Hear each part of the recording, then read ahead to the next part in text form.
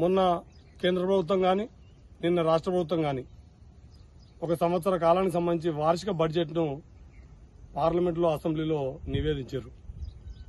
ఆ నివేదికలలో అంకెలగారడే ఉన్న శుష్క వాగ్దానాలు, శూన్య హస్తాలే ఉన్నాయి.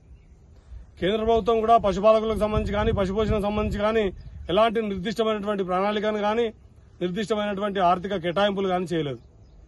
సరే, కేంద్రానికి ఎట్లాగో పట్టింపు లేని అది అంబానీ అదానీల సర్కారు కాబట్టి ఆ పట్టింపు లేని సర్కారు తన కుర్చీని కాపాడుకోవడం కోసం బీహార్కో ఆంధ్రప్రదేశ్కో లేదా వాళ్ళ అనుకూలంగా ఉన్నటువంటి కొంతమందికి మాత్రమే నచ్చిన వాళ్ళకి కేటాయింపులు జరిపింది అనుకున్నాం.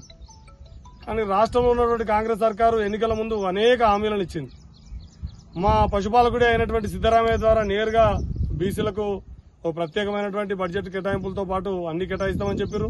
ప్రత్యేకించి మా పశుపాలకులకు సంబంధించి ఇంతకుముందే మా మామ ఉమ్మడి మెదక్ జిల్లా యాదవ సంఘం అధ్యక్షులు అయినటువంటి పయ్యాల రాములు గారును మా జిల్లా అధ్యక్షులు ఐలయ్య యాదవ్ గారు మాట్లాడినట్టు పేరు గొప్ప ఊరు దిబ్బ అన్నట్టు అయింది. అంటే ఓట్ల కోసం మాత్రమే గొర్రెల కాపర్లు, గొర్రెల కుర్మలు, ఓట్ల అయిపోయిన తర్వాత ఓడదాటిదాకా ఓడదాటినాక బూడమలే అనే పరిస్థితిలో ఇవాళ కాంగ్రెస్ సర్కారు వ్యవహరిస్తున్న తీరు మనకు కనబడుతుంది.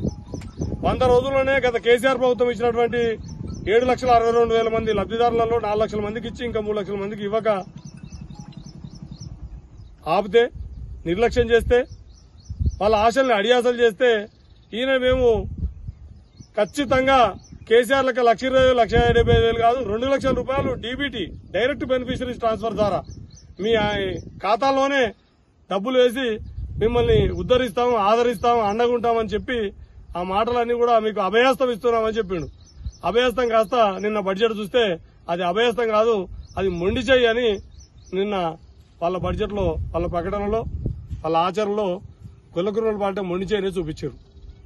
కాబట్టి ప్రియమైన ప్రజలారా, మీడియా ద్వారా మీతో చెప్పదలుచుకున్న విషయం ఏంటంటే, మనము నాడు తెలంగాణ సాయుధ రహితంగా పోరాటంలో కానీ మలివిడితో తెలంగాణ రాష్ట్రస్థాయి ఉద్యమం కానీ సమాజంలో ప్రధానంగా శ్రామిక కులాలు, ఉత్పత్తి, సేవా కులాలకు సంబంధించినటువంటి అన్ని ప్రజా పోరాటాలలో మనం ఒక ప్రధానమైనటువంటి పాత్ర పోషిస్తున్నాం.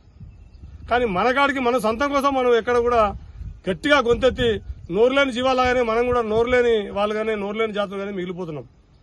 కాబట్టి ఇప్పటికైనా ఇప్పటి యువతరమా, గొల్లకుర్మ యాదవ నాయకులారా, నేతలారా, విద్యాధికులారా, మేధావులారా, విద్యావంతులారా, ఖచ్చితంగా మేము ఎంతమందిమో మాకు అంత వాట దక్కే వరకు జనాభా నిష్పత్తిలో మనం ఎంతమంది ఉన్నామో సకల సామాజిక రంగాల్లో, అది ఆర్థిక రంగం కానీ, రాజకీయ రంగం కానీ, సామాజిక సేవా రంగాల్లో కానీ మన వాటా దక్కే వరకు మనం ఐక్యంగా నిలదీస్తే తప్ప, మనం ధిక్కరిస్తే తప్ప, మన వాయిస్ను రేజ్ చేస్తే తప్ప ఈ పాలకులు పట్టించుకోరు. ఇలా పేరుకు ప్రజాపాలన అని చెప్తుంది రాష్ట్ర ప్రభుత్వం, కానీ అది ప్రజాపాలన కాదు. ప్రజాపాలన ముసుగేసుకున్న 1-2 సామాజిక వర్గాల ఆధిపత్యం ఉన్నటువంటి ఆధిపత్య పాలన మాత్రమే తప్ప అది ప్రజాపాలన కాదు. ప్రజాపాలన అయితే పశుపాలకులకు కూడా స్థానం ఉండాలి కదా. 18% ఉన్నటువంటి లేదా 16% ఉన్నటువంటి గొర్రెల కాపర్లకి, గొల్లకుర్మలకి అందులో ఎలాంటి పాత్ర లేని పరిస్థితి. స్వతంత్రం వచ్చిన తర్వాత ఉమ్మడి ఆంధ్రప్రదేశ్లో కానీ మొన్నటిదాకా ఉన్నటువంటి 10 ఏళ్లు ఉన్నటువంటి తెలంగాణ రాష్ట్రంలో కానీ ఖచ్చితంగా పశుపాలకుడు మంత్రిగా ఉండే, ఓ యాదవ్ కుర్మనో ఖచ్చితంగా మంత్రిగా ఉండిరి. కానీ మొట్టమొదటిసారి 1952 సార్వత్రిక ఎన్నికల తర్వాత లేదా 2014 తెలంగాణ రాష్ట్రం ఏర్పడిన తర్వాత ఒక యాదవుడు, ఒక పశుపాలకుడు మంత్రివర్గంలో లేని మంత్రివర్గం ఏదైనా ఉందంటే ఇవాళ తెలంగాణ రాష్ట్ర మంత్రివర్గం మాత్రమే. పోనీ మంత్రివర్గంలో చోటు ఇవ్వకుండా ఆర్థిక రంగంలో చోటిస్తారని ఎదురు చూస్తే ఆర్థిక రంగంలో మొత్తమే మొండి చేయి కాదు కదా, గుండుస్తున్నా చూపెట్టే పరిస్థితుంది. గొల్లకుర్మలో ఊసే లేదు. పోనీ కార్పొరేషన్ ఏర్పాటు చేస్తామన్నారు ఎన్నికల ముందు. కేవలం గొల్లకుర్మలు అంటే గొల్లు కాసుకుంటోళ్ళేనా? కేవలం గొర్రెలిచ్చుడు బర్రెలిచ్చుడేనా?